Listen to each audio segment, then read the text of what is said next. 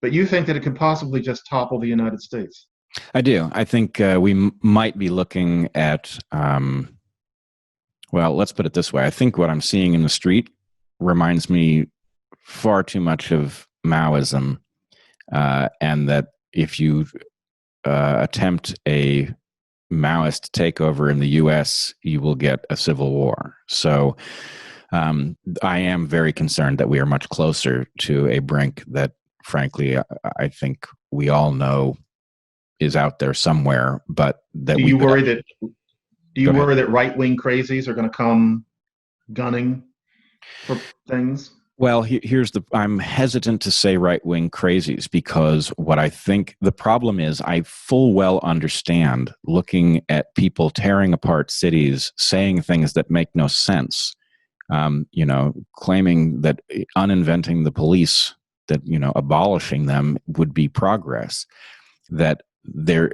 unfortunately, the people that you're talking about have more of a point than they should, which is, this is madness, right? So I don't want them to have a point. I don't want a civil war. What I want is for people to sober up and stop behaving in this way. But I also, having seen a mini version of this, know better, right?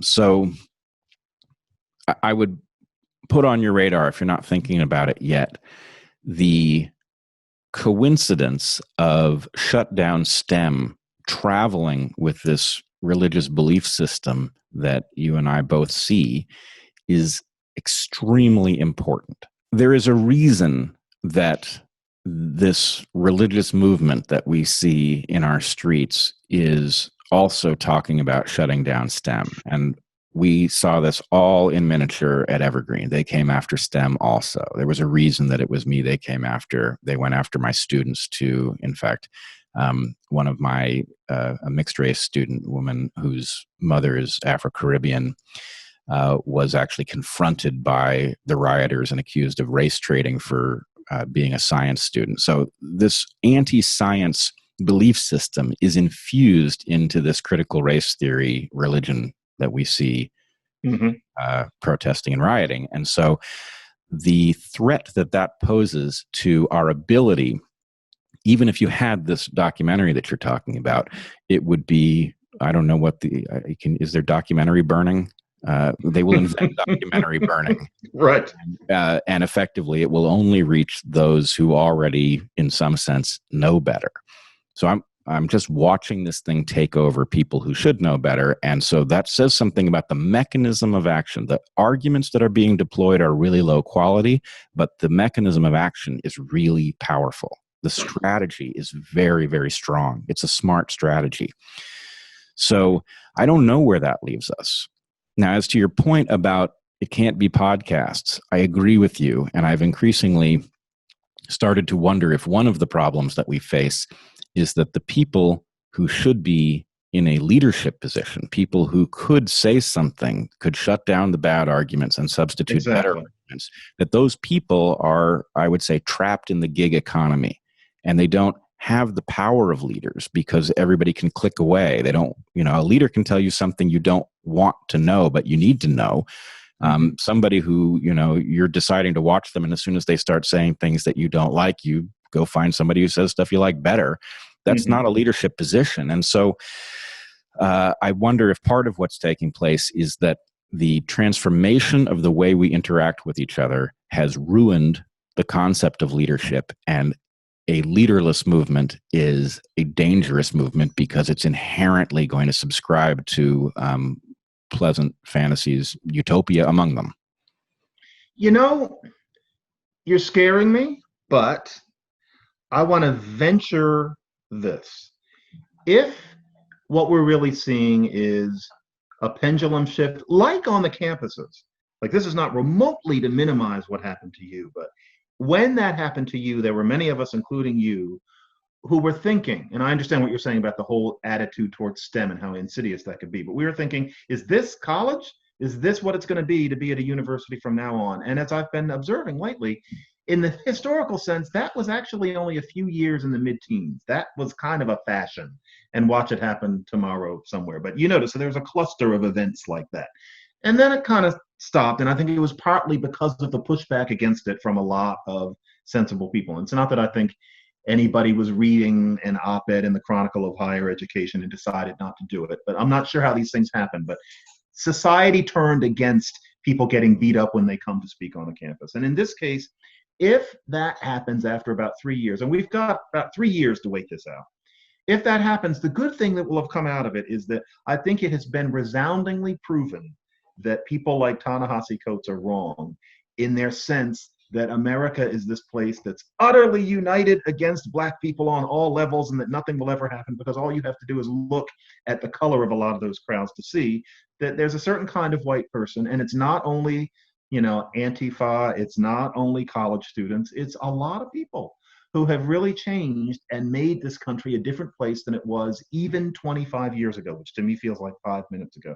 Maybe that'll be the result, but that could only have happened. You get into kind of dime store Hegel here with all of this craziness going on right now. That might not be what happens, though. We might be at a particular turning point, in which case you are the wise one right now, and I'm the one who's assuming that Hitler will go away. I'm just hoping that I'm making some kind of sense. Can we agree that we are both rooting for you to be right? Yes. I mean, so strongly. Yes. Here's my concern. I also thought that we were actually turning the tide on college campuses. And, there's some reason to think that. What happened at Reed, for example, was very different than Evergreen, even if it started out similar. Mm-hmm. But I actually think something else explains the fact that this has died down on college campuses, and it's less hopeful, which is that in some sense, this is a millennial delusion. And I don't mean it's all millennials. My wife and I, Heather, we taught mostly millennials for the entire time we were teaching, and have a great many millennial friends. So we know there are lots of people in that generation who can think very carefully, but there's also a kind of tendency to embrace this mode of thinking that has now left college, and it's now inside of all of these other institutions. And so I never thought about that. The fact that we are seeing the same battle that we saw at Evergreen now apparently unfolding inside the New York Times and every other journalistic apparatus, that's to me not a hopeful sign, because it means that now we're not dealing with the toy version. We're dealing with with all of the stuff on which we depend. And that's not a hopeful thought. No, you're really making me think about these things. And the thing, though, is that college generations reproduce themselves.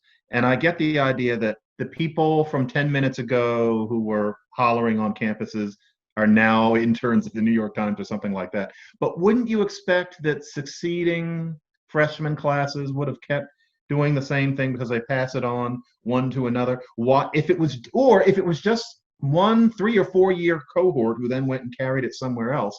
In a way, that's good news, because it would mean that these people will just keep getting older and older in their current jobs, and then they'll become these graying people who are, strangely angry. But then there's this whole generation below them that aren't. It seems to me that usually these things are passed on to the people who are slightly younger, and somehow that didn't happen. And it may be just, I'm speaking from Columbia, where for mysterious reasons, nothing like that ever really happened.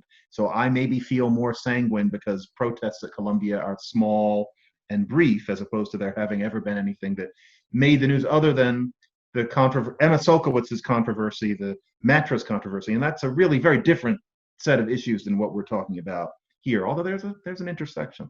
But I don't know. I hope I'm right too, only because it would be frightening for this country to be taken over by people who refuse to reason and don't know that that's what they're doing. They don't know they're refusing to reason. They think that there's certain issues upon which there can be no reasoning.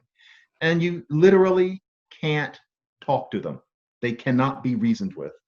And put them in positions of power, and next thing you know, the country does start to disappear. That is a very frightening prospect.